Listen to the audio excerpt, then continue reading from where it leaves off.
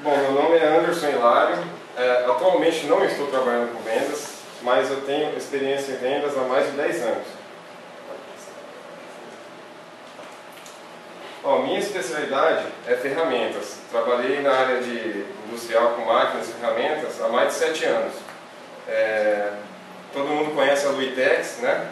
É bem conhecida aqui na cidade, e desenvolvi meus conhecimentos lá.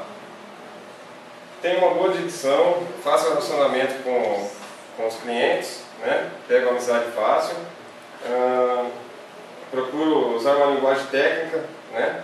Porque para a área de vendas tem que usar muita técnica para mostrar alguma ferramenta, alguma máquina para o cliente, né?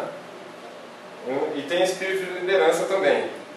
Não é só querer mandar nos outros, a gente tem que saber ouvir, né, os parceiros, companheiros de trabalho. Pode passar, filho. E minha meta um dia é chegar numa gerência, ou numa multinacional, ou numa loja mesmo. Estou procurando isso, estabelecer essa meta para um dia chegar numa gerência. Okay.